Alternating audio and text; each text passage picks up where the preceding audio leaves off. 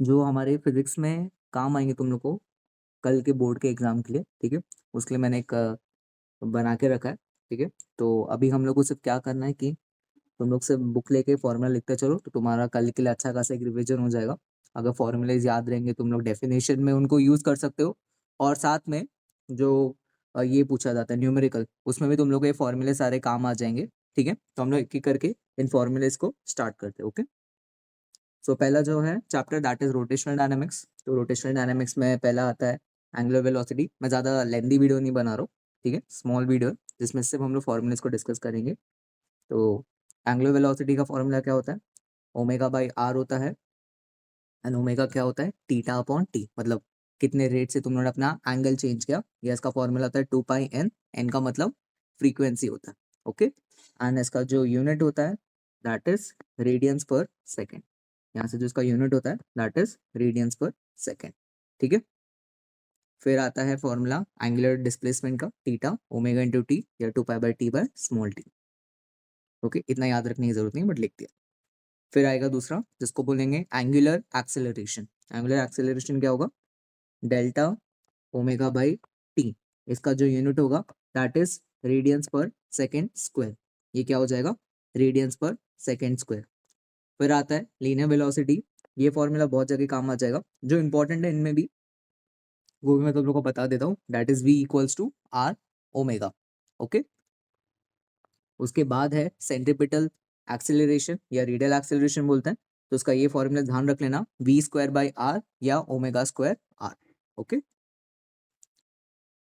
उसके बाद जो फॉर्मूलेस है that is tangential acceleration. Tangential acceleration को क्या लिख सकते हैं? Alpha into R. अल्फा मतलब एंगुलर एक्सेलरेशन हो जाएगा, आर मतलब रेडियल डिस्टेंस, ओके। फिर उसके बाद है सेंट्रीपिटल फोर्स का फॉर्मूला। जो सेंट्रीपिटल फोर्स है that is m v square by are या m omega square r. Omega को क्या लिख सकते हो तुम लोग? ओमेगा को लिख सकते हो 2 पाई एन, तो उसका से स्क्वायर करके यहाँ पे लिखा हुआ है, ओके। उसके बाद है centrifugal force. Centripetal force toward the centre लगता है, centrifugal force away from the centre लगता है, ओके। फिर ये है बैंकिंग एंगल। जब एक एंगल टीटा पे तुम लोग रोड को बैंक करते हो, देन टीटा का फॉर्मूला होता है tan inverse V square by R G. क्या होता है ये? tan inverse V square by R G. अगर एक अनबैंक्ड रोड है, अगर एक अनबैंक्ड रोड है, तो यहाँ पे जो मैक्सिमम वेलोसिटी है वी मैक्स, ये जो वी मैक्स है that is under root mu R G, जहाँ पे म्यू होता है coefficient of friction, okay. Mu इसमें क्या हो जाता है? Coefficient of friction. उसके बाद अगर मेरा रोड बैंक भी है और इसमें ये भी है लाइक बैंक, अगर मेरा रोड इसमें बैंक भी है और साथ में इसमें फ्रिक्शन भी है, तो मैक्सिमम स्पीड लिमिट क्या होगी? Under root R G mu S plus tan theta upon 1 minus. Maximum है तो ऊपर की तरफ प्लस आएगा और नीचे क्या आएगा? माइनस। ऊपर की तरफ प्लस आएगा और नीचे क्या आएगा? माइनस। फिर उसके बाद है lower speed limit. Lower speed limit में क्या होगा? ऊपर माइनस आएगा और नीचे क्या आ जाएगा? प्लस। ऊपर माइनस आएगा और नीचे क्या आएगा? प्लस। फिर अगर फ्रिक्शन एब्सेंट है तो वी मैक्स हो जाएगा R G tan theta. V max बच्चों क्या हो जाएगा? R G tan theta. V max बच्चों क्या हो जाएगा? R G tan theta. Then उसके बाद हाइट ऑफ द इंक्लाइन। जो हाइट होती है बेसिकली इंक्लाइन की जो हाइट होती है एल, और ये एंगल टीटा है, तो उसको क्या बोल एच, सॉरी एच। तो ये जो एच है उसको क्या लिख सकते हैं हम लोग? L sine theta. फिर जो इंपॉर्टेंट फॉर्मूलेज है वो है ओमेगा कोनिकल पेंडुलम के लिए under root g upon l cos theta. Omega को क्या लिख सकते हो तुम लोग? 2 पाई बाई टी। क्या लिख सकते हैं इसको हम लोग? 2 पाई बाई टी। फिर मोमेंट ऑफ इनर्शिया का क्या हो जाता है? Integration D M R square. ये हमारे लिए क्या हो जाता है? Integration D M R square. फिर उसके बाद बढ़ते हैं आगे। ये है vertical circular motion. Vertical circular motion में जो लोएस्ट पॉइंट होता है, वर्टिकल सर्कुलर मोशन में जो लोएस्ट पॉइंट होता है दैट इज रूट 5 GR। वो क्या होता है? Root 5 GR। फिर जैसे ही ये मिडल पे पहुंचता है, जैसे ही ये मिडल पे पहुंचता है, यहाँ पे ये हो जाता है, जैसे ही मिडल पे पहुंचता है तो ये हो जाता है रूट 3 GR। रूट 3 GR और एकदम टॉप पे पहुंच जाता है। और जब ये एकदम टॉप पे पहुंच जाता है तो टॉप पे इसकी जो स्पीड होती है that is root R G. तो बॉटम पे 5, मिडल पे 3 और जो टॉप है उसमें उधर 1, तो ऑड नंबर याद रख सकते हो 5 3 1 इस तरह। जो टेंशन होता है हाईएस्ट पॉइंट पे उसका formula that is centripetal force minus mg, और जो उसकी वेलोसिटी है, सबसे ज्यादा टेंशन लोएस्ट पॉइंट पर होगा, तो ये लोएस्ट पॉइंट का वाला है। ओके, और मिड पॉइंट में mg नहीं होता, सिर्फ सेंट्रीपिटल फोर्स होता है। ठीक है, सबसे ज्यादा जो डिफरेंस होता है टेंशन का, ये तुम लोग को एमसीक्यूज में काम आ जाएगा, that is 6 mg, that is 6 mg। उसके बाद है radius of gyration. Radius of gyration होगा under root I by m. Radius of gyration क्या हो जाएगा, under root I by m. Okay, चलो अब इसके आगे बात करते हैं। अब आगे kinetic energy, rotational kinetic energy होती है हाफ आई ओमेगा स्क्वायर। क्या होती है, हाफ आई ओमेगा स्क्वायर। फिर उसके बाद ट्रांसलेशन, ट्रांसलेशन होता है हाफ एम वी स्क्वायर। तो ट्रांसलेशन क्या होता है बच्चों, half M v square.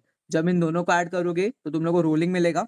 Rolling में क्या होता है, रोलिंग में बॉडी रोटेट भी करती है और आगे भी चलती है, तो ये रोटेट भी करती है और आगे भी मूव करने वाली है, तो रोटेट भी करेगी और आगे भी मूव करेगी। तो यहाँ पे it is half M v square into 1 plus के square by are square, into 1 plus के स्क्वायर बाई आर स्क्वायर।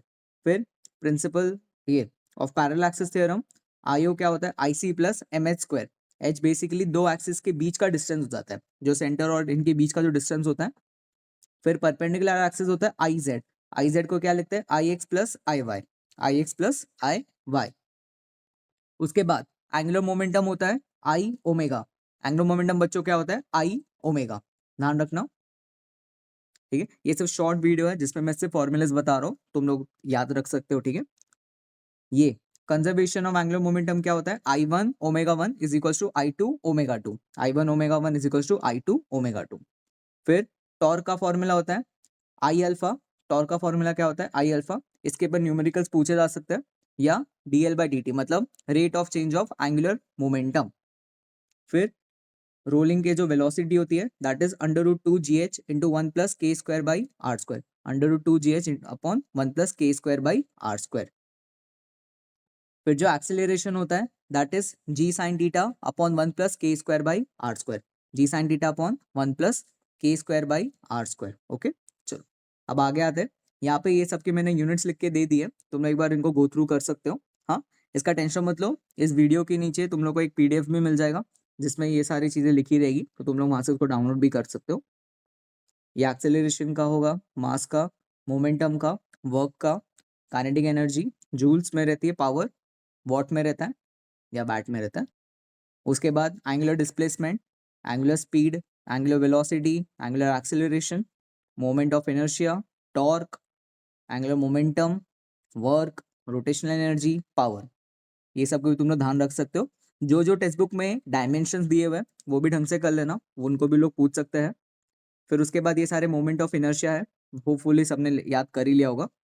तो रॉड का होता है एम एल स्क्वायर बाई 12। ठीक है, तो रॉड यहाँ पे ये कितना हो जाता है, एम एल स्क्वायर बाई 3। यहाँ पे ये क्या हो जाता है, एम एल स्क्वायर बाई 3। फिर सर्कुलर रिंग के लिए एम आर स्क्वायर, फिर हाफ एम आर स्क्वायर। फिर टैंजेंट के लिए कितना हो जाता है, ये 2 M R square. Ring disc के लिए इसको तुम लोग गो थ्रू कर सकते हो। ठीक है, फिर ये हॉलो स्फीयर के लिए 2/3 होता है, सॉलिड स्फीयर के लिए 2/5 हो जाता है, वैसे याद रख लेना। तो यहाँ पे हमारे रोटेशन के फॉर्मूलेस खत्म होता है। उसके बाद आता है मैकेनिकल प्रॉपर्टीज ऑफ फ्लूइड। तो फ्लूइड में पहले प्रेशर का फॉर्मूला, प्रेशर स्केलर क्वांटिटी है, उसका जो डायमेंशन है वो m1 l-1 t-2 होता है। फिर एब्सोल्यूट प्रेशर क्या होता है, P not plus rho ji H. कोई भी अगर तुम लोग लिक्विड के अंदर जाओगे तो वहाँ पे चेंज इन प्रेशर क्या आएगा, रो जी एच। फिर सरफेस टेंशन होता है फोर्स अपॉन लेंथ, ये काफी इंपॉर्टेंट है, इस पे क्वेश्चन आ सकते हैं। फिर force due to surface tension क्या होगा, सरफेस टेंशन इनटू लेंथ, क्या होगा, सरफेस टेंशन इनटू लेंथ। फिर सरफेस एनर्जी क्या होगा, सरफेस एनर्जी होगा t into change in area, मतलब surface tension into change in area. फिर एक्सेस प्रेशर होता है inside a liquid drop, liquid drop के अंदर एक ही सरफेस होता है, तो 2T/R होता है।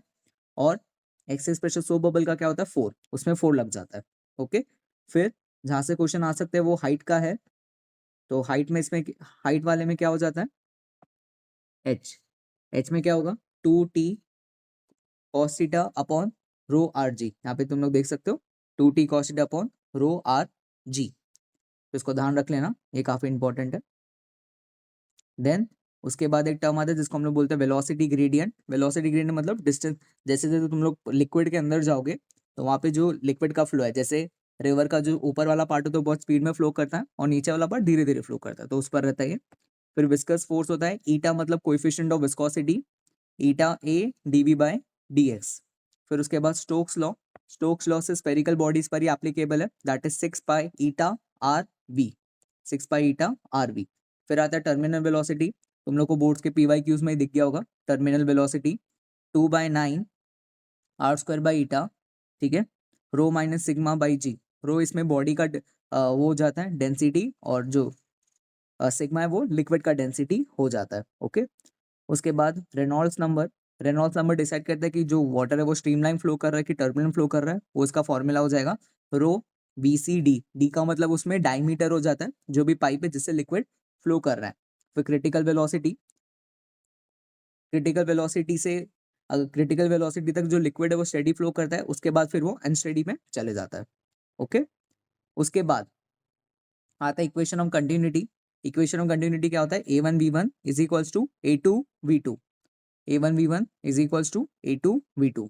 फिर आता है बर्नौलिस इक्वेशन। बर्नौलिस इक्वेशन क्या होगा, P1 plus half rho V1 square plus rho g H1 is equals to P2 plus half rho, यहाँ पे ये प्रेशर के टर्म्स है, ये kinetic energy per unit volume है, और ये है potential energy per unit volume, rho g H1 और रो जी H2। अगर कोई भी मेरे पास एक टैंक है, अगर कोई भी मेरे पास एक टैंक है, ठीक है, टैंक में अगर मैंने एच हाइट नीचे एक होल बना दिया, तो यहाँ से जो वेलोसिटी का फॉर्मूला होगा वो होगा √2 GH।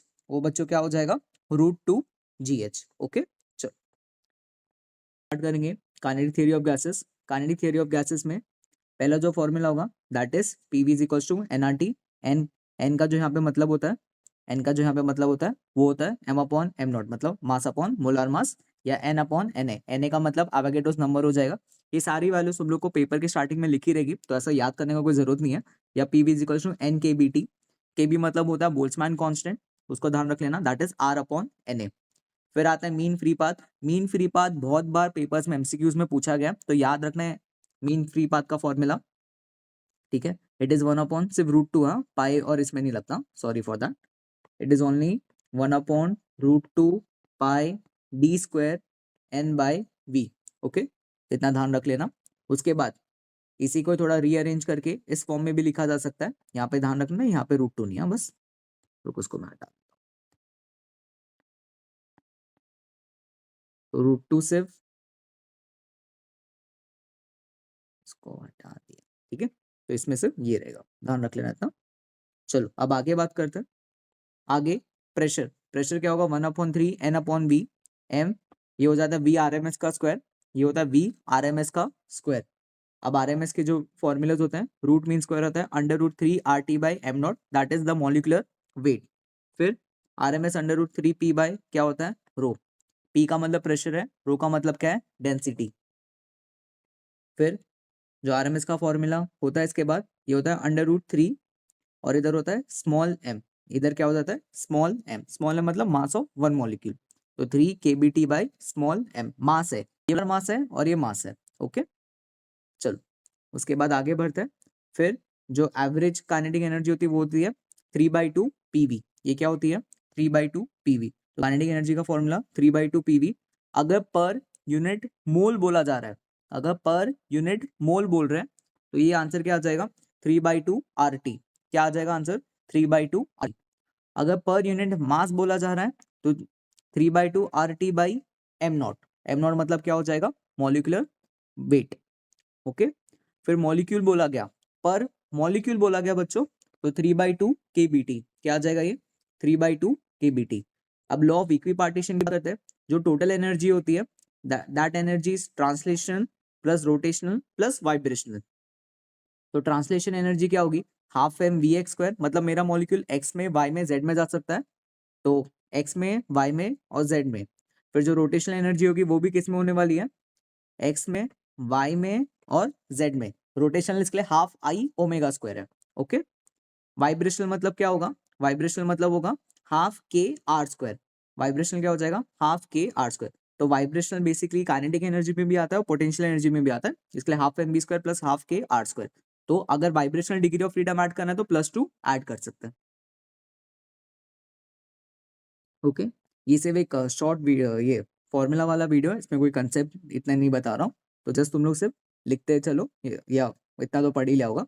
फिर मेयर्स रिलेशन आता है, Cp माइनस Cv R होता है, ये मोलार स्पेसिफिक हीट है। ग्राम स्पेसिफिक हीट में लिखेंगे तो बाय जे आ जाता है, R अपॉन जे में ध्यान रख लेना। फिर आता है term gamma, gamma is the ratio of specific heat जिसको Cp बाय Cv बोलते हैं। क्या बोलते हैं बच्चों? Cp by Cv। ये है principal specific heat, that Sp minus Sv क्या हो, R upon M naught J, ये क्या हो जाएगा R upon M naught J. उसके बाद जो रेडियंट पावर है, अब जब एनर्जी इंसिडेंट होगी तो कुछ एनर्जी एब्जॉर्ब, कुछ एनर्जी रिफ्लेक्ट और कुछ एनर्जी क्या हो जाएगी, ट्रांसमिट। फिर आता है टर्म कोएफिशिएंट ऑफ एब्जॉर्प्शन, कि जितनी एनर्जी मैंने इंसिडेंट की उसमें से उसने कितनी एब्जॉर्ब कर ली।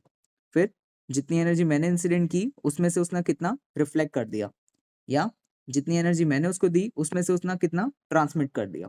ओके, तो ये ध्यान रख लेना, A plus R plus T is equals to 1, मतलब R T is equals to 1। ये भी तुम लोग को एमसीक्यूज में वन लाइन आंसर में हर जगह काम आ जाएगा। फिर उसके बाद जो उसके बाद है that is coefficient of emission, कि ब्लैक बॉडी के कंपेयर में मेरी बॉडी ने कितना एमिट किया। फिर एमएससी पावर क्या हो जाता है, Q अपॉन एटी, जब मेरी बॉडी के अंदर हीट होगी तो मैं कितना एनर्जी को एमिट करूंगा, तो उसको एमिशन बोलेंगे। फिर उसके बाद अगर एक बॉडी का टेम्परेचर T है तो वो कितना एनर्जी को एमिट करेगा, वो आएगा सिग्मा ए टी की पावर 4, ये स्मॉल टी इसमें टाइम है। ये कब होगा, जब सराउंडिंग नहीं मेंशन है। अगर सराउंडिंग मेंशन होगी तो टीटा नॉट की पावर भी क्या आ जाएगा, 4। फिर क्या आ जाएगा, टीटा नॉट की पावर में क्या आ जाएगा, 4। ये सेम फॉर्मूला इसको यहाँ पे वापस बताया गया। ठीक है, सिग्मा इसमें स्टेफेंस कांस्टेंट होता है, स्टेफेंस कांस्टेंट की वैल्यू भी तुम लोग को पेपर में दी रहेगी, तो उसका कोई टेंशन नहीं है। ये है रेट ऑफ हीट, मतलब कितना जो हीट है वो फ्लो किया, तो सिर्फ तुम लोग को डिफरेंशिएट करना है, तो यहाँ से ही आंसर आ जाएगा। ओके, फिर आता है वेन्स लॉ, कि लैम्डा और टेम्परेचर दोनों क्या होते हैं हमारे, इनवर्सली प्रोपोर्शनल होते हैं, और बी को इसमें वेन्स कांस्टेंट बोला जाता है। ओके, चलो अब इसके आगे हम लोग बढ़ते हैं थर्मोडायनेमिक्स में। थर्मोडायनेमिक्स में सबसे पहले वर्क डन का फॉर्मूला है, that is integration P DV, B initial से लेके बी फाइनल तक। ओके, और जो प्रेशर और वॉल्यूम का ग्राफ होता है उसका एरिया तुम लोग को क्या दे देता है, वर्क डन। फिर फर्स्ट लॉ की बात करेंगे तो क्यू क्या होगा, delta U plus W. Q क्या हो जाएगा, डेल्टा यू प्लस डब्ल्यू। जो एनर्जी दे रहे हो वो हीट एनर्जी प्लस किस में चली जा रही है, वर्क डन में। उसके बाद पीवी इक्वल टू एनआरटी अभी बता दिया था। आइसोथर्मल प्रोसेस के लिए बॉयल्स लॉ फॉलो करता है, पीवी कांस्टेंट होता है। वर्क डन का formula nRT log of v final by v initial, या it is nRT log of p initial by p final. ये दोनों का ध्यान रख लेना। ठीक है, ये दोनों फॉर्मूले तुम लोग को काम आ जाएंगे। उसके बाद हीट एक्सचेंज इन आइसोबारिक प्रोसेस। आइसोबारिक मतलब जिसमें जो प्रेशर है वो कांस्टेंट होता है, तो हीट जो इसमें एक्सचेंज होती है that is NCP T final minus t initial. अगर आइसो तो सीपी मतलब specific heat at constant pressure. फिर अगर लोग बात कर रहे हैं आइसोकोरिक की तो सीबी लग जाएगा, that is specific heat at constant volume. Okay, अब उसके आगे की बात करेंगे साइक्लिक प्रोसेस। एडियाबैटिक में पी वी की पावर गामा क्या होता है, कांस्टेंट, या टी वी की पावर गामा माइनस 1 क्या हो जाता है, कांस्टेंट। यहाँ पे वर्क डन का फॉर्मूला है, तो वर्क डन, तो जो ये वर्क डन का फॉर्मूला है, ये वर्क डन के फॉर्मूले में n r t final minus t initial upon 1 minus gamma, या p final v final minus p initial upon 1 minus gamma. Cyclic process में डेल्टा यू जीरो होता है, डेल्टा यू क्या हो जाएगा, जीरो। अब हीट इंजन की बात करेंगे तो हीट इंजन में जो फॉर्मूला होता है that is 1 minus Q C by Q H. ये है हॉट रिजर्वॉयर और ये है cold reservoir, 1 minus Q C by Q H. या अगर कार्नोट इंजन की बात करेंगे तो it is 1 minus T C by T H. ये क्या आ जाएगा, 1 minus T C by T H. Okay, फिर दूसरा होता है रेफ्रिजरेटर। रेफ्रिजरेटर जस्ट अपोजिट होता है कार्नोट इंजन का, उसमें होता है coefficient of performance. Coefficient of performance का formula q c upon q h minus Q c. Same air conditioner के लिए भी दिया हुआ रहता है, उसमें पावर होता है। फिर कार्नोट रेफ्रिजरेटर वही सेम फॉर्मूला, क्यू की जगह से तुम लोग को क्या लिख देना है, टेम्परेचर, तो T C upon T H minus T C. Okay, तो ये सारे फॉर्मूले किसके हो जाएंगे, थर्मोडायनामिक्स के। अब बात करते हैं हम लोग ऑसिलेशन की। तो ऑसिलेशन में क्या होगा, जो रिस्टोरिंग फोर्स का फॉर्मूला होता है वो माइनस के एक्स होता है, या के का फॉर्मूला होता है एम ओमेगा स्क्वायर। के का फॉर्मूला बच्चों क्या हो जाता है, एम ओमेगा स्क्वायर। फिर डिफरेंशियल इक्वेशन की बात करेंगे। डिफरेंशियल इक्वेशन लीनियर एसएचएम की, D X square by D T square plus omega square X is equals to 0। Okay, उसके बाद जो जनरल इक्वेशन होती है that is X equals to A sine omega T plus alpha, जिसमें A amplitude होता है, omega होता है एंगुलर फ्रीक्वेंसी और alpha is the initial phase. अगर मेरा पार्टिकल मीन पोजीशन से शुरू कर रहा है तो उसके लिए जो ये है इनिशियल फेज वो 0 हो जाएगा, तो ए साइन ओमेगा टी। अगर एक्सट्रीम से शुरू कर रहा है तो A cos omega T. Okay, फिर वेलोसिटी का फॉर्मूला सबको याद रहना चाहिए, plus minus omega under root of A square minus x square. Velocity maximum का जो formula that is A omega, आगे आ जाएगा इसमें। फिर एक्सेलरेशन का formula minus omega square X, क्या हो जाएगा ये माइनस ओमेगा स्क्वायर एक्स। और जो ए मैक्स है, ए मैक्स का जो फॉर्मूला होगा that is minus omega square a, क्या होगा माइनस ओमेगा स्क्वायर ए। फिर time period of in SHM क्या होता है, 2 pi under root M by k, where m is the mass and k is the force constant. K is the force constant. ठीक है, मेरे हिसाब से सबका रिवीजन हो ही रहा होगा फॉर्मूले इसका। ठीक है, लिखते चलो, तुम्हारा कंसेप्ट भी क्लियर कर देगा। फिर फ्रीक्वेंसी क्या होता है, 1 अपॉन टाइम पीरियड होता है, तो it is 1 upon 2 pi under root M by K. फिर आता है पोटेंशियल एनर्जी। पोटेंशियल एनर्जी होता है half k x square, that is half m omega square x square. फिर काइनेटिक एनर्जी होता है half k a square minus x square. Kinetic energy क्या होता है, half k a square minus x square. Total energy हमेशा constant होती है, that is half k a square, that is half k a square. Okay, अगर मैं दो SHM की बात कर रहा हूँ, दो एसएचएम का जो रिजल्टेंट एम्पलीट्यूड आता है दैट इज अंडर रूट, तुम लोगों से इसी को ही ध्यान रखना है, जो ये वाला पार्ट है सिर्फ इसी पर ही तुम लोग का फोकस रहना चाहिए। That is under root of A square plus A two square plus 2 A one A two cos 5 1 minus 5 2। Okay, इसी पर ही तुम लोग को ध्यान देना है। फिर ये रिजल्टेंट फेज का याद रहेगा तो ठीक है, नहीं तो कोई बात नहीं, लास्ट में अगर नहीं होगा तो कोई दिक्कत नहीं। चलो अब आगे बढ़ते हैं। फिर ये बता दिया है, जब स्प्रिंग्स को तुम लोग सीरीज में कनेक्ट करोगे, जब स्प्रिंग को तुम लोग सीरीज में, ये K1 स्प्रिंग है और ये K2 स्प्रिंग है, तो दो स्प्रिंग को अगर मैंने सीरीज में कनेक्ट किया तो ये फॉर्मूला होगा 1 upon K1 plus 1 upon K2 plus 1 upon K3। और अगर तुम लोग पैरेलल में कनेक्ट करोगे, पैरेलल में मतलब एक के ऊपर एक, अगर पैरेलल में कनेक्ट करोगे तो it is K1 plus K2 plus K3। Simple pendulum का जो टाइम पीरियड होता है that is 2 pi under root l by g. क्या होता है ये, 2 pi under root l by g. Seconds pendulum की जो टी है वो 2 सेकंड्स होता है, सेकेंड्स पेंडुलम की जो टी है दैट इज 2 सेकंड्स। तो यहाँ से ये फॉर्मूला आ जाएगा, 2 2 लिख लेना, फिर कैंसिल करोगे तो ये दिख जाएगा। ओके, उसके बाद ये है differential equation for angular SHM. I इसमें मोमेंट ऑफ इनर्शिया है, सी इसमें कांस्टेंट है तो इस कांस्टेंट भी इसको बोलते हैं, और थीटा इसमें क्या हो जाएगा तुम लोग के लिए एंगुलर डिस्प्लेसमेंट। ओके, फिर टाइम पीरियड, अगर एक मैग्नेट को तुम लोग एक मैग्नेटिक फील्ड में लगा दोगे तो फिर वो क्या करेगा, ऐसे वाइब्रेट करने वाला, ऐसे एसएचएम करेगा, तो ये इसका फॉर्मूला हो जाएगा when mu is the magnetic moment into B. फिर ये एंगुलर एक्सेलरेशन का इसमें फॉर्मूला जाएगा इसको सॉल्व करके। फिर डैम्प्ड फोर्स होता है बीवी इन मैग्नीट्यूड, वैसा रहेगा तो माइनस का साइन लग जाएगा। फिर ये इक्वेशन, ये है differential equation for an damped oscillation, ये है differential equation for a damped oscillation. Okay, और ये है एम्पलीट्यूड फॉर डिफरेंशियल इक्वेशन, जिसमें यहाँ पे लिखा है ई की power minus B T by 2m। मतलब ये जो एम्पलीट्यूड है वो टाइम पे डिपेंड करेगा कि टाइम के साथ इसका एम्पलीट्यूड धीरे धीरे क्या हो जाएगा बच्चों, कम हो जाएगा। फिर ओमेगा होगा that is under root of K by M minus, इधर आएगा बी अपॉन में 2m, और उसका क्या करेंगे होल स्क्वायर। फिर ओमेगा को क्या लिख सकते हो तुम लोग, ओमेगा को लिखा जा सकता है 2 पाई बाई टी, तो यहाँ से टी मिल जाएगा। चलो अब नेक्स्ट इसमें हमारा जो टॉपिक है दैट इज वेव ऑप्टिक्स। तो वेव ऑप्टिक्स पे अभी ध्यान देना। तो वेव ऑप्टिक्स में क्या होगा, अभी जो रिफ्रैक्टिव इंडेक्स है, रिफ्रैक्टिव इंडेक्स होगा n2 बाई n1, ये सबने पढ़ के रखा होगा। n होता है lambda naught by lambda, way lambda naught is the wavelength in vacuum, और लैम्डा जो है कोई भी मीडियम का रिफ्रैक्टिव, सॉरी वेवलेंथ है कोई भी मीडियम का, ये किसका है, वैक्यूम का। ओके, उसके बाद मैलस रिलेशन, कि जब जो लाइट है वो इसके पोलराइजर के थ्रू पास होती है तो उसकी इंटेंसिटी क्या हो जाती है, that is I equals to I naught cos square theta. Cos square basically उनको किस तरह वो लोग टिल्ट करके रखते हैं एक्सिस के साथ, ये वो दिया हुआ है यहाँ पे, सारी चीजें मेंशन करके रखी हुई है। ये एंगल है between first and the second polariser, first और सेकंड पोलराइजर के बीच का जो एंगल है उसको आई नॉट बोला गया। फिर ये रिलेशन काम आ जाएगा, Brewster law, that is tan b is equal to n2 बाई n1। ये एंगल पर ही जो मेरी लाइट है, जो रिफ्लेक्टेड लाइट है वो कंप्लीटली क्या हो जाती है, पोलराइज। जो रिफ्लेक्टेड लाइट है वो कंप्लीटली क्या हो जाती है, पोलराइज हो जाती है।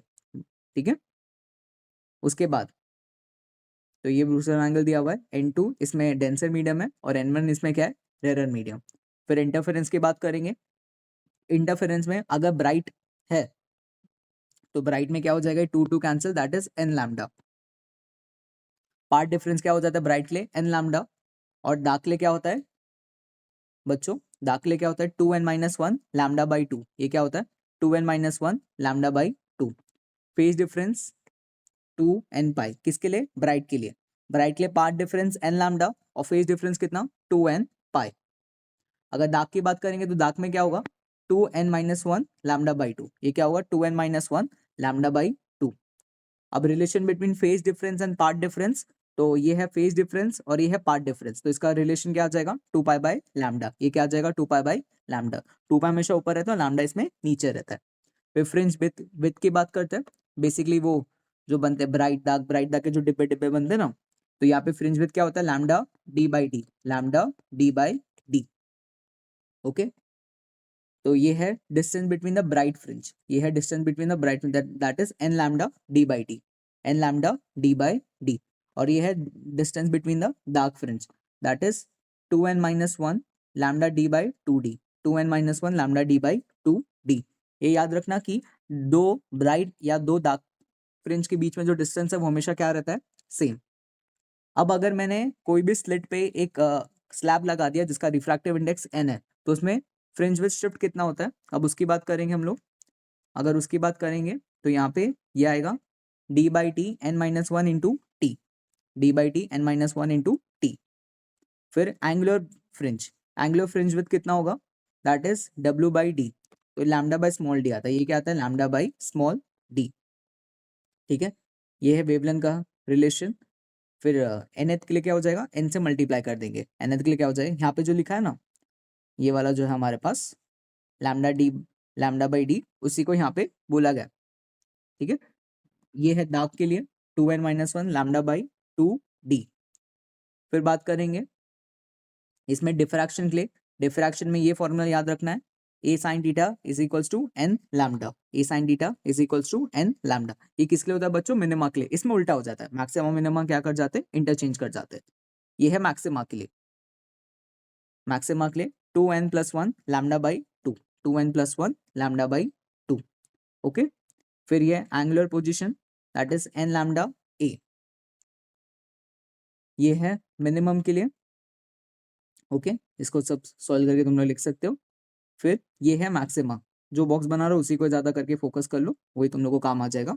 इतने सारे फॉर्मूले एंड में नहीं याद होंगे तो फिर ये सब भी चल जाएगा इनकी कुछ। हाँ, ये याद रख सकते हो इसमें, width of central maxima that is 2 lambda D by T, that is 2 lambda D by T. इसको याद रख लेना, जो बॉक्स बना रहा हो उसी को लिख लो, सबको लिखने की कोई जरूरत नहीं है। फिर ये लिमिट ऑफ रेजोल्यूशन, तो लिमिट ऑफ रेजोल्यूशन है that is lambda by small A, where A is the separation between two object, दो ऑब्जेक्ट के बीच का सेपरेशन है, तो that is the limit of resolution. Okay, अब आगे बढ़ते हैं इसमें। फिर अब minimum separation between two linear object that just can be resolve, मतलब दो ऑब्जेक्ट को मैं एकदम आसानी से देख पाऊँ, उसके लिए जो y का फॉर्मूला होगा lambda D by a, that is lambda D by a. फिर उसके बाद माइक्रोस्कोप की बात करते हैं। माइक्रोस्कोप में जो path difference that is 2a sin alpha, where alpha is the half into angular separation, that is alpha is to half into angular separation between object at the objective, between the object at the objective।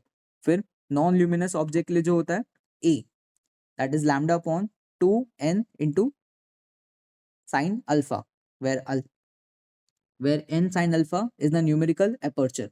वो यहाँ पे क्या होता है, numerical aperture होता है, या तुम लोग इसको याद रख लेना lambda upon 2 na, that is na is the numerical aperture. फिर आता है resolving power, resolving power is 1 upon A. Resolving power बच्चों क्या होता है 1 अपॉन ए, जस्ट उल्टा होता है इसका, दैट इज इन दोनों का ये जस्ट उल्टा ही है, जो मिनिमम सेपरेशन है वो जस्ट इसका क्या है अपोजिट है।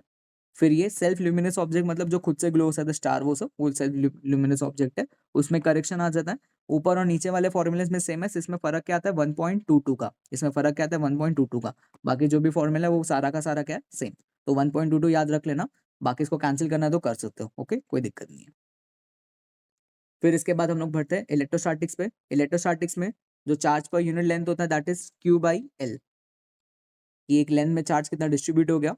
वैसे आता है सरफेस चार्ज डेंसिटी, कि एक मेरा जो चार्ज है वो पूरे सरफेस पे कितना डिस्ट्रीब्यूट हो गया। फिर आता है इलेक्ट्रिक फ्लक्स, इलेक्ट्रिक फ्लक्स होता है integration E dot D S, क्या होता है ये E डॉट डी एस। फिर गॉस लॉ में phi is equal to Q by epsilon naught होता है, क्या होता है क्यू बाई एप्सिलॉन नॉट। अगर कोई मीडियम आ गया तो किससे मल्टीप्लाई करते हो लोग, के से, where K is the dielectric constant, where K is the dielectric constant, ये यूनिटलेस क्वांटिटी है, इसका ध्यान रखना, ये भी एक बार पूछ सकते हैं, ई अपॉन ई नॉट, ओके। फिर इलेक्ट्रिक फील्ड इंटेंसिटी का फॉर्मूला, इलेक्ट्रिक फील्ड इंटेंसिटी का फॉर्मूला क्या होगा 1/4 पाई, ये कोई भी एक मीडियम की बात कर रहे हैं, ठीक है, या इसको तुम लोग, हाँ इसको तुम लोग ई भी बोल सकते हो, यहाँ से Q by are square, where Q is the charge and R is the distance. अब इसके बाद अगर मैं एक स्पेरिकल चार्ज लूंगा, तो जो स्पेरिकल चार्ज है उसके लिए फॉर्मूला क्या होगा सिग्मा आर स्क्वायर अपॉन के एप्सिलॉन नॉट आर स्क्वायर।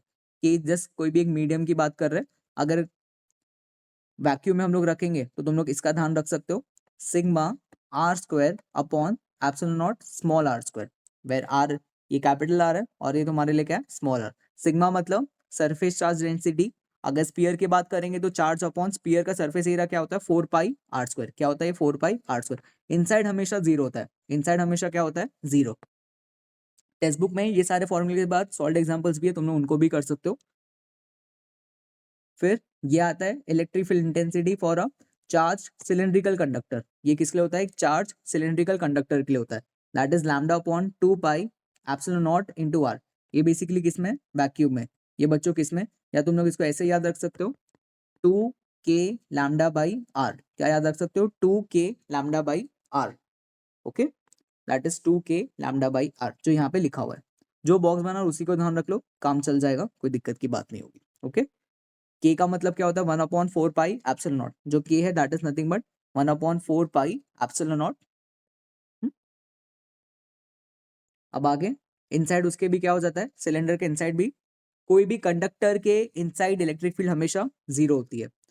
अब अगर electric field for a short distance from a charge conductor of any shape, कोई भी शेप का रहेगा तो भी इसका आंसर क्या होगा e upon sigma by epsilon naught, इन सबको भी इतना याद रखने की जरूरत नहीं है। ये प्लेन शीट का ध्यान रख सकते हो, अगर एक प्लेन शीट में यहाँ पे ड्रॉ कर दूं तो प्लेन शीट में क्या होगा, प्लेन शीट में जो इलेक्ट्रिक फील्ड का formula that is sigma by 2 epsilon not, ये एक इनफाइनाइट प्लेन शीट है तो इसके लिए फॉर्मूला क्या होगा sigma by 2 epsilon not.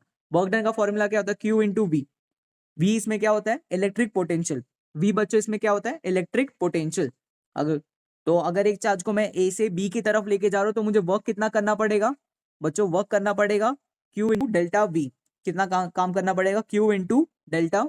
Torque है, टॉर्क का फॉर्मूला क्या हो जाता है P cross E, where P is the electric dipole movement, P इसमें क्या होता है बच्चों इलेक्ट्रिक डाइपोल मूवमेंट, ये भी काम का है, और ई इसमें क्या हो जाता है इलेक्ट्रिक फील्ड।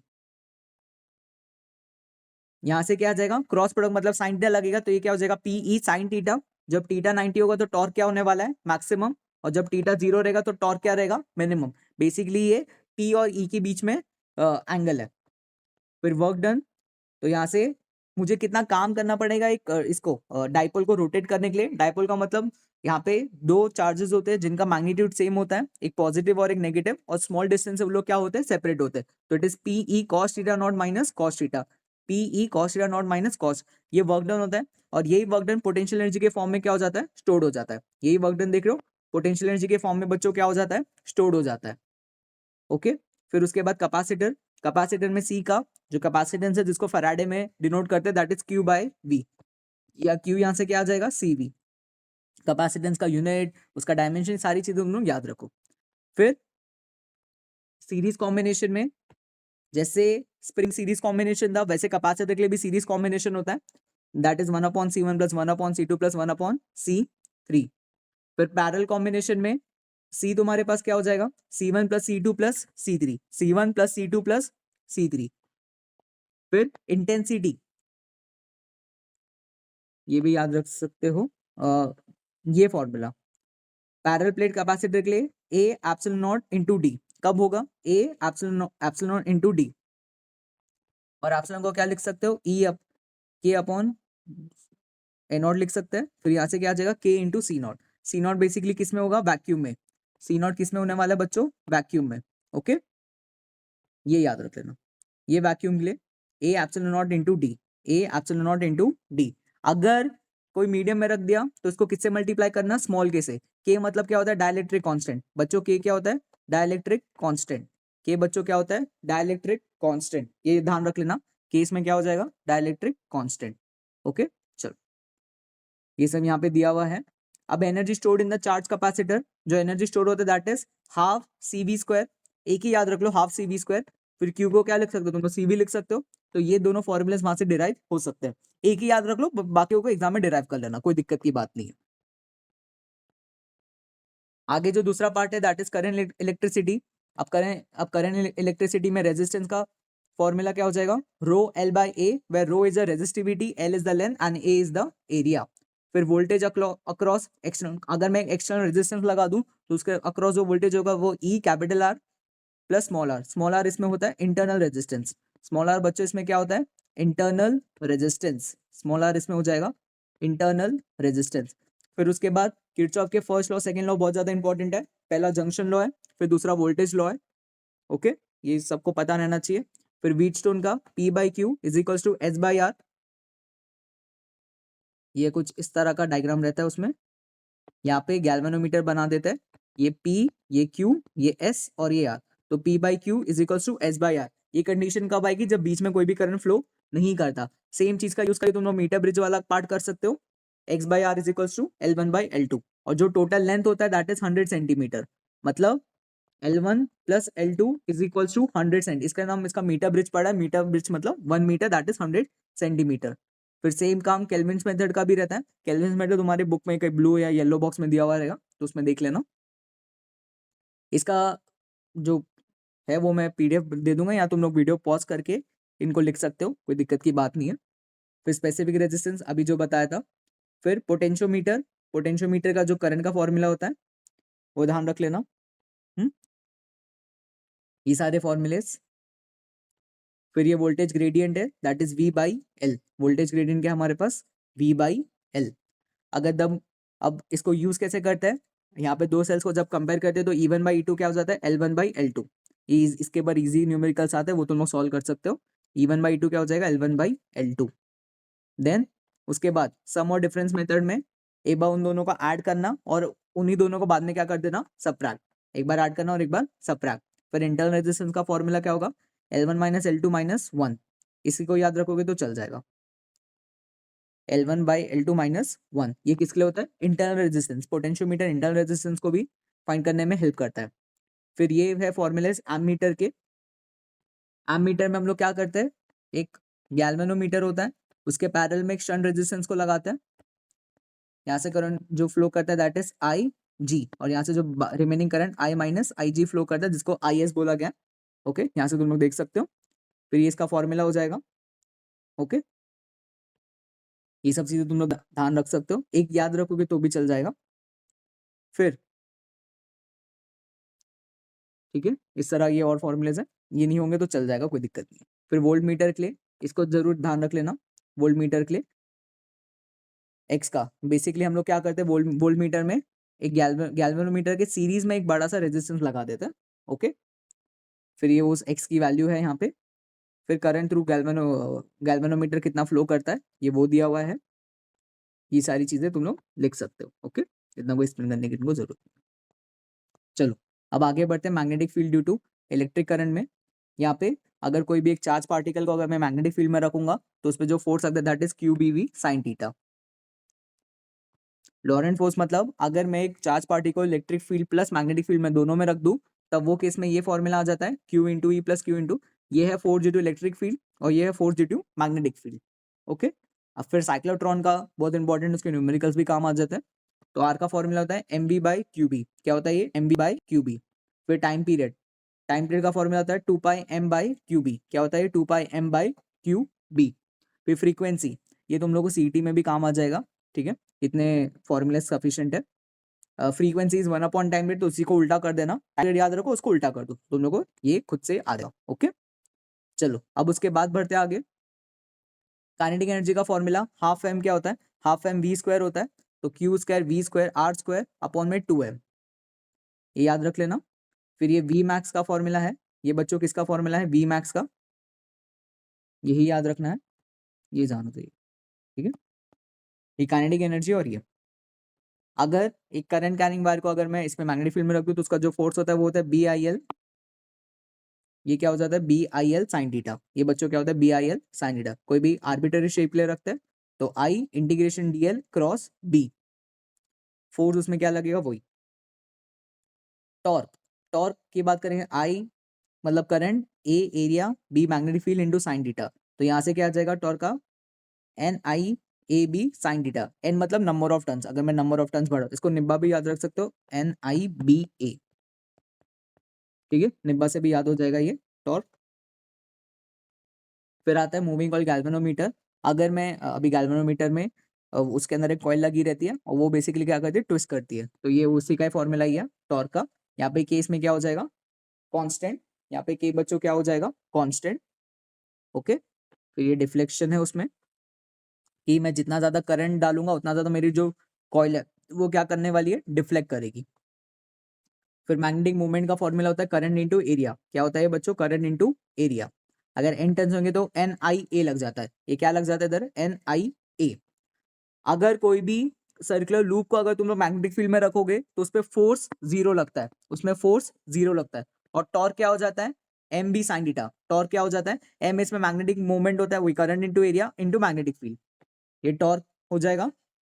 फिर जो मैग्नेटिक पोटेंशियल एनर्जी है, देखो इलेक्ट्रोस्टैटिक में पोटेंशियल एनर्जी पी इंटू ई पड़ी थी, यहाँ पे वहां पे पी क्या था इलेक्ट्रिक डाइपोल मूवमेंट और ई क्या था इलेक्ट्रिक फील्ड था, यहाँ पे क्या आ जाएगा magnetic dipole movement into magnetic field, same formula, वहां पे पी ई लगता है यहाँ पे एम बी लगता है।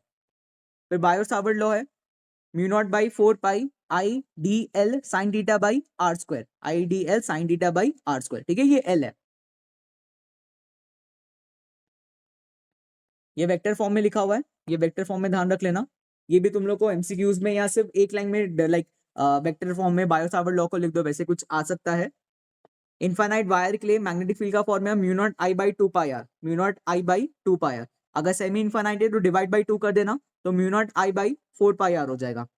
अभी अगर दो वायर्स है, दोनों वायर्स में करंट फ्लो कर रहा है, तो एक वायर दूसरे पे क्या अप्लाई करेगा फोर्स अप्लाई करेगा, तो फोर्स का formula mu naught I one I two L upon 2 pi D, D basically दो वायर्स के बीच का डिस्टेंस हो जाएगा। अगर फोर्स पर यूनिट लेंथ की बात करेंगे तो एल को नीचे डिवाइड में लेके चले जाना, एल को क्या करना नीचे डिवाइड में ले लेना, तो यहां से क्या आ जाएगा mu naught I one I two upon 2 pi d. Okay, ये magnetic field due to current carrying arc, arc मतलब अगर एक सर्कल का छोटा सा पार्ट कट कर दोगे और उसको एक एंगल टीटा पे रखोगे तो उसके लिए ये टीटा दिया हुआ है। ओके, तो इसको ध्यान रखना, ये ज्यादा यूजफुल होगा, कोई कोई भी सर्कल कुछ भी दिया रहेगा तो इधर जैसे सर्कल के लिए टीटा क्या हो जाएगा हमारे लिए 2 पाई, 360 होता है ना उस तरह। ओके, चलो वही सर्कल कॉइल की बात की जा रही है, तो ये कोई भी एक सर्कुलर कॉइल के लिए जो फॉर्मूला होगा ये वो दिया हुआ है, अगर एन टर्न से तो एन से मल्टीप्लाई कर देना। फिर magnetic field on the axis of a current carrying wire, तो ये उसका एक फॉर्मूला हो जाएगा, उसको ध्यान रख लेना, अगर नहीं याद हो पा रहे तो कोई बात नहीं, ठीक है, इसको ध्यान से। फिर ये किसके लिए हो जाएगा बच्चों एन टर्न्स के लिए होगा, अगर बहुत दूर है तो आर को तो हम लोग नेग्लेक्ट कर सकते हैं, तब ये फॉर्मूले को यूज कर सकते हो, अगर वो जो पॉइंट है वो बहुत ज्यादा दूर है तो उस वहां पे इसको नेग्लेक्ट किया जा सकता है। ओके, उसके बाद सोलोनॉइड के लिए mu naught N I, solenoid के लिए फॉर्मूला क्या होता है mu naught N I, N को क्या लिख सकते हैं capital N by L, N को क्या लिख सकते हैं capital N by L, number of turns per unit length. फिर अगर नियर द एंड पूछा हुआ है तो हाफ से, मतलब जो सोलोनॉइड है उसके एंड में अगर पूछा गया तो हाफ से क्या कर देना डिवाइड। टोरॉइड की बात करेंगे तो टोरॉइड में भी सेम फॉर्मूला यूज होता है म्यू नॉट एन आई, टोरॉइड मतलब वही सोलोनॉइड को अगर एक सर्कल के फॉर्म में कर देते हैं तो उसको टोरॉइड बोलते हैं। तो एन क्या हो जाता है एन अपॉन 2 पाई आर, ये एन अपॉन क्या हो जाता है बच्चों 2 पाई आर। फिर आता है चैप्टर जिसको हम लोग बोलेंगे मैग्नेटिक मटेरियल्स। मैग्नेटिक मटेरियल्स में वही एम बी साइन थीटा लग जाता है, potential energy M B cos theta. अगर किसी भी एक बार मैग्नेट को तुम लोग मैग्नेटिक फील्ड में रखोगे तो ऑसिलेशन करेगा, दैट इज 2 पाई आई इसमें moment of inertia, M by B, M इसमें मैग्नेटिक मोमेंट और बी इसमें क्या हो जाएगा तुम लोग के लिए मैग्नेटिक फील्ड। अगर कोई भी एक इलेक्ट्रॉन ऑर्बिट, अगर इलेक्ट्रॉन अपने न्यूक्लियस के अराउंड घूम रहा है, ऐसे ही सर्कुलर मोशन कर रहा है, तो वहां पे हाफ EVR लगता है या EL/2ME, where L is the angular momentum, where L is the angular momentum. ये टर्म को बताना क्या बोलते हैं, E/2ME को, इसको गायरोमैग्नेटिक रेशियो बोलते हैं, गायरोमैग्नेटिक रेशियो। यहाँ पे ये दिया हुआ है E/2ME, तो गायरोमैग्नेटिक क्या बोलते हैं, रेशियो। ये पूरा पार्ट को ध्यान रख सकते हो तुम लोग, स्टार्टिंग में ये सब दिया हुआ है मैग्नेटिक मटेरियल्स में। ओके, फिर मैग्नेटाइजेशन क्या होता है, मैग्नेटिक मोमेंट अपॉन वॉल्यूम, पूरे वॉल्यूम पे, इसको क्या बोलते हैं, मैग्नेटाइजेशन। बस आइए, फिर यहाँ पे कॉन्स्टेंट है जिसको बोलते हैं सी का मतलब क्यूरी कॉन्स्टेंट है। फिर magnetic intensity H, that is B naught by mu naught, B naught by क्या होता है, ये म्यू नॉट। ओके, तो ये टोटल फॉर्मूला हो जाएगा मी naught plus B naught plus B M. ये सब तुम लोग याद ही रख लो, अभी मैं इनको डिराइव नहीं करवा रहा, ये सारे टर्म्स को तुम लोग याद रख। फिर एक टर्म आता है जैसे मैग्नेटिक ससेसिबिलिटी, मैग्नेटिक ससेसिबिलिटी और टेम्परेचर का भी इन्वर्सली प्रोपोर्शनल होता है, जब टेम्परेचर बढ़ता है तो ससेसिबिलिटी खुद से क्या हो जाती है, कम हो जाती है। ठीक है, इसको ध्यान रख लेना। फिर 1 प्लस शाई को म्यू आर बोलते हैं, इसको हम लोग क्या बोलते हैं बच्चों, म्यू आर। इसको क्या बोलते हैं बच्चों हम लोग, म्यू आर, ये याद रख लेना। That is relative permeability, that is relative permeability, ये ध्यान रख सकते हो तुम लोग। ठीक है, परमेबिलिटी की वैल्यू, इन सब की वैल्यू तुम लोगों को क्वेश्चन में एग्जाम में मेंशन कर दी जाएगी। चलो अब आगे बढ़ते हैं। अब आगे है इलेक्ट्रोमैग्नेटिक इंडक्शन, उसमें फ्लक्स, मैग्नेटिक फ्लक्स का फॉर्मूला क्या होगा, बी ए कॉस थीटा, यहाँ पे क्या हो जाएगा बी ए कॉस थीटा। फिर ई होता है, मॉड लगा के रखा है तो इधर क्या लग जाता है माइनस, लेंस लॉ से इधर क्या लग जाता है बच्चों, माइनस, दैट इज d5/dt। फिर कोई भी अगर एक ये स्ट्रेट कंडक्टर ट्रांसलेशन मोशन कर रहा है परपेंडिकुलर इलेक्ट्रिक फील्ड, तो वहां पे जो इंड्यूस ईएमएफ होता है वो होता है BLV, वो बच्चों क्या होता है BLV। ओके, उसके बाद यहाँ पे ये याद रख लेना, एक मिनट, हाँ, अगर वो रोटेट करेगा तो यहाँ पे ये B L² ω² / 2 आता है, ये B L² ω² क्या आता है, 2 आता है, ये ध्यान रख लेना। फिर E होता है BLV साइन थीटा, यहाँ पे क्या होता है BLV साइन थीटा, ये बच्चों क्या होता है BLV साइन थीटा। फिर पीक मैग्नेटिक इंड्यूस करेंगे तो ये d5/dt लिखते हैं, dt लिखा हुआ इधर, और इसको क्या लिखेंगे हम लोग 2 पाई, फाई को, ये जो टर्म है इसकी जगह यहाँ पे इसको क्या लिखा हुआ है 2 पाई। नाउ अभी जो पावर उसमें इंड्यूस होगी, पावर जो उसमें इंड्यूस होगी वो B²L² V/R होगा, वो क्या होगा B²L² V/R, वो क्या होने वाला है बच्चों B²L² V/R। देन उसके बाद जो इंड्यूस ईएमएफ है, इंड्यूस ईएमएफ कोई भी रोटेटिंग कॉइल में जो होगा वो NAB sin ωt, वो बेसिकली क्या कर रहा है, मैग्नेटिक फील्ड में रोटेट कर रहा है। ये वही स्टार्टिंग वाला पार्ट है जिससे हम लोग एसी सर्किट को स्टार्ट करेंगे। पीक वैल्यू मतलब, पीक वैल्यू में हम लोग क्या करेंगे, जो साइन ओमेगा टी है उसको 1 कर देंगे, पीक वैल्यू में क्या करेंगे, जो साइन ओमेगा टी है उसको क्या कर देंगे हम लोग 1। आगे इंड्यूस करंट का फॉर्मूला, आगे जो इंड्यूस करंट है, इंड्यूस करंट का फॉर्मूला E/R, ये E0/R है, तो इसको क्या लिख सकते हैं हम लोग I0, और I0 को क्या लिख सकते हैं E0/R, where E is the maximum value and I0 is the maximum peak value। क्यों भी करंट साइनसॉइडल जाएगा ना तो वेव क्या होगा, तो पहले बढ़ेगा फिर कम होगा, फिर बढ़ेगा फिर कम होगा, ये उनकी मैक्सिमम वैल्यू है। वैसे E क्या हो जाएगा E0 sin ωt। अब जो मैग्नेटिक फ्लक्स है वो L into I होगा, L का मतलब इसमें क्या हो जाएगा सेल्फ इंडक्टेंस। फिर E क्या होगा LdI/dt, बॉन्ड लगा के रखा नहीं तो माइनस लगता है, तो LdI क्या लगता है dt। This is the inductance पर unit length near the middle of a long solenoid, तो सोलोनॉइड के लिए ये फॉर्मूला यहाँ पे लग जाएगा μ0n² × a, क्या होगा ये μ0n² × a। अब वो सर्कल के फॉर्म में तो उसको πr² लिखा है, आर को डायमीटर के फॉर्म में लिखोगे d/2, तो वहां से ये आंसर आ जाएगा। फिर एनर्जी डेंसिटी, एनर्जी डेंसिटी होती है B² / 2 μ0, एनर्जी डेंसिटी क्या होती है B² / 2 μ0। फिर आता है म्यूचुअल इंडक्टेंस जिसमें एम यूज करते हैं, that is M is the coefficient of mutual inductance.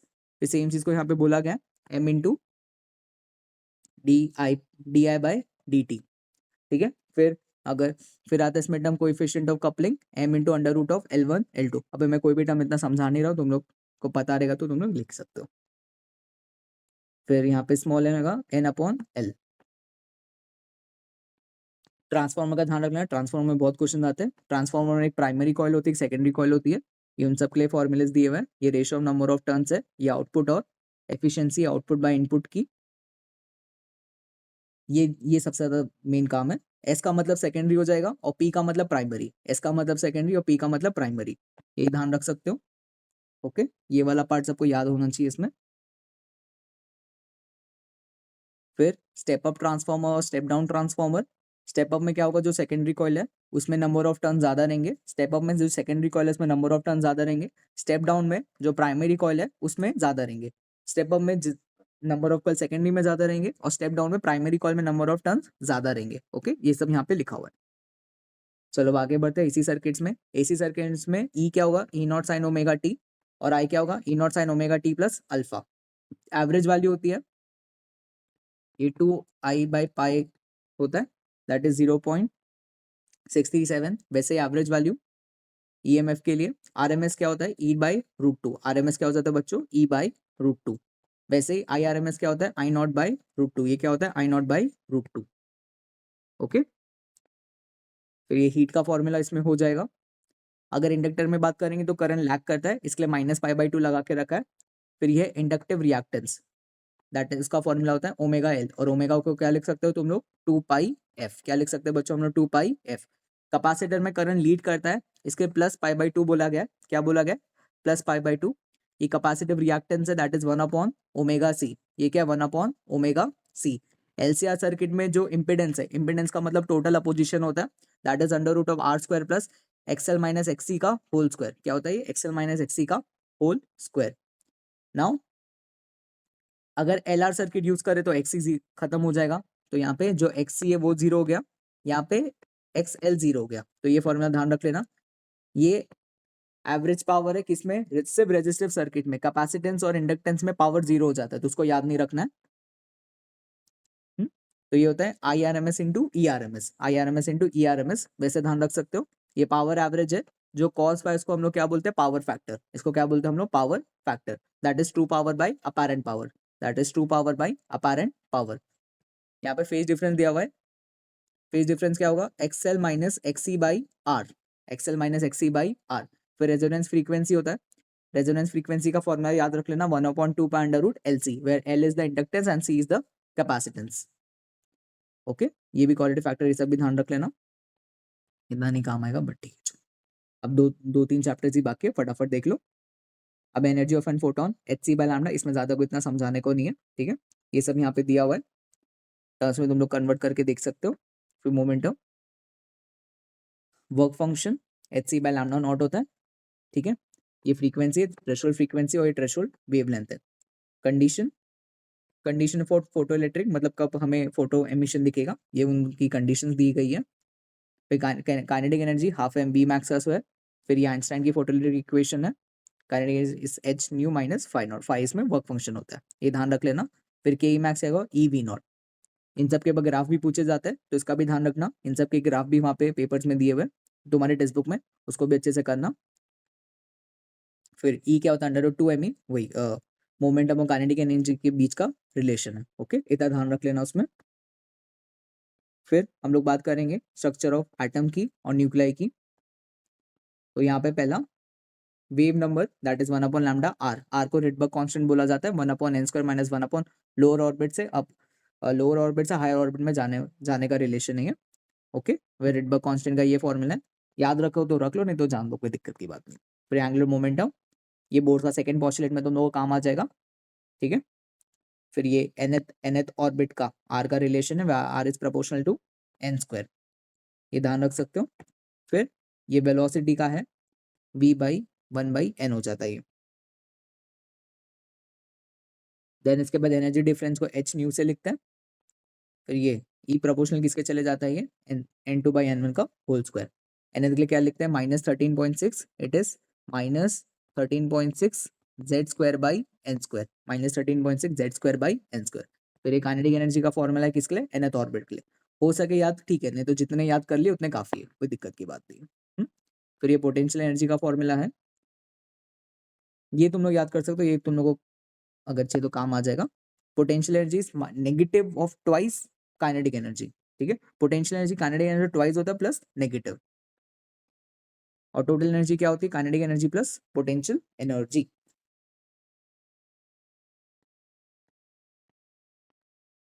ठीक है, फिर रेडियस ऑफ न्यूक्लिया याद रख लेना, r equals to r naught a की power 1/3, r equals to r naught a की पावर 1/3, ये न्यूक्लियर डेंसिटी है। फिर मास डिफेक्ट का formula Z m p plus a minus z into m n, वहाँ पे आइसोटोप्स आइसोटोन्स इन सब की छोटी छोटी डेफिनेशन, उन सबको याद रख सकते हो, ये मास डिफेक्ट है। फिर बाइंडिंग एनर्जी की, बाइंडिंग एनर्जी का formula delta M into E square, but delta M इसमें क्या हो जाएगा, डेल्टा एम बच्चों क्या हो जाएगा इसमें, मास डिफेक्ट। फिर ये बाइंडिंग एनर्जी का फॉर्मूला है, बाइंडिंग एनर्जी पर न्यूक्लॉन। बेसिकली ये हमें बताता है कि सबसे ज्यादा स्टेबल न्यूक्लियस कौन सा है, सबसे ज्यादा स्टेबल न्यूक्लियस कौन सा है, सबसे ज्यादा स्टेबल न्यूक्लियस Fe है, आयन, जिसके लिए वो 8.8 के अराउंड होता है मेगा इलेक्ट्रॉन वोल्ट्स में। फिर अल्फा डी के, अल्फा में एक हीलियम का न्यूक्लियस आता है, इसके लिए मास नंबर में -4 करते हैं, और एटॉमिक नंबर में 2 का माइनस, ओके, मास नंबर में 4 का माइनस करते हैं और एटॉमिक नंबर में 2 का क्या करते हैं, माइनस करते हैं। फिर ये बीटा डी के, बीटा में बीटा माइनस और बीटा प्लस, बीटा माइनस में क्या होता है, बीटा माइनस में एक एंटी न्यूट्रिनो निकलता है और बीटा प्लस में न्यूट्रिनो निकलता है, एंटी न्यूट्रिनो न्यूट्रिनो, ओके। फिर ये गामा डी के, जिसमें बेसिकली एक जो एक्साइटेड स्टेट से एक फोटोन क्या हो जाता है, रिलीज हो जाता है, ये फिर decay law n equals to n naught e की पावर माइनस लैम्डा टी, ये तुम लोगों ने मैथ्स में डिफरेंशियल इक्वेशन में उन सब में देखा रहेगा। फिर ये एक्टिविटी वाला हाफ लाइफ का फॉर्मूला, ठीक है, इट इज Ln2 ऑल्सो, इसको Ln2 बाय लैम्डा भी लिख सकते हैं, दैट इज 0.693 बाय लैम्डा। फिर एवरेज लाइफ क्या होता है, 1 अपॉन लैम्डा हो जाता है, तो इसको भी तुम लोग क्या कर सकते हो, याद रख सकते हो। फिर लास्ट इसमें क्या आएगा, सेमीकंडक्टर्स आएगा। सेमीकंडक्टर्स में जीना डायोड के जितने भी फॉर्मूलेज हैं जो तुम्हारी बुक्स में दिए हुए उनको याद रख लेना। जीना डायोड इंपॉर्टेंट टॉपिक रहेगा, वहां से क्वेश्चन चाहिए तो आ सकते हैं, तो उसको ध्यान रख लेना, ओके। ये जीना वोल्टेज का है, IL इंटू XL। फिर current in N transistor, current in transistor क्या होता है, emitter current is equals to base current plus collector current, emitter current क्या होता है, बेस करंट प्लस, ये फॉर्मूलाज काफी इंपॉर्टेंट है, current gain IC by IE, IC by IE। फिर ये करंट एप्लीकेशन है IC by IB, IC by IB, ये बहुत ज्यादा इंपॉर्टेंट है, ये बहुत बार MCQs में आया हुआ है, अल्फा और बीटा के बीच का रिलेशन, ये अल्फा और बीटा के बीच का रिलेशन है, प्लीज मेक श्योर करो कि इसको तुम लोग याद रख लो, चैप्टर में ये काम आ जाएगा, ये ध्यान रखना।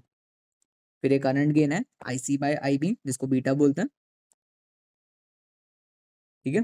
फिर ये रेजिस्टेंस है, कर ये वोल्टेज गेन, ये V आउट बाई V इन है, ये है V आउट बाई V इन, कि इनपुट के कंपेयर में आउटपुट में कितना ज्यादा ये चले गया, वोल्टेज बढ़ गया, उसको तुम लोग ध्यान रख सकते हो। उसके बाद जो आएगा that is logic gate, logic gate में तुम लोग नॉट गेट का बना सकते हो, ट्रुथ टेबल, एंड गेट का बना सकते हो, ठीक है। तो और किसका बना सकते हो तुम लोग, और गेट का, तो पूरा लॉजिक गेट को अभी मैंने इसमें इंक्लूड नहीं किया, तो तुम लोग वो सारे गेट्स को ध्यान रख सकते हो अच्छे से। फिर इसमें यूनिवर्सल गेट में नैंड गेट, सॉरी एक मिनट ना बच्चों, फिर जो दो अलग टाइप के गेट्स आएंगे, नॉट गेट के लिए क्या हो जाता है, नॉट गेट के लिए, नॉट गेट जो है उसमें y is equals to y bar, मतलब 1 का 0, 0 का 1 होता है, एंड गेट में जो y होता है वो a डॉट b होता है, और गेट में जो y होता है वो होता है a प्लस b। फिर उसके बाद आता है नैंड गेट, तो नैंड गेट जो हमारे लिए होता है, नैंड गेट में होता है y is equals to a dot b का बार। फिर आता है नॉर गेट, तो जो नॉर गेट है वो y is equals to a plus b का डैश। फिर आता है जिसको बोलते हैं एक्सॉर गेट, एक्सॉर गेट में क्या होता है ए, और इधर एक सर्कल बना होता है और बी, तो ये सारे गेट्स भी तुम लोग ध्यान रख सकते हो, ठीक है। या तो होपफुल कर दो, तुम लोग को वीडियो समझ में आ जाएगा, ये सिर्फ फॉर्मूला शीट बनाने के लिए वीडियो था, ये कोई डिटेल कंसेप्ट वाला वीडियो नहीं था, ओके।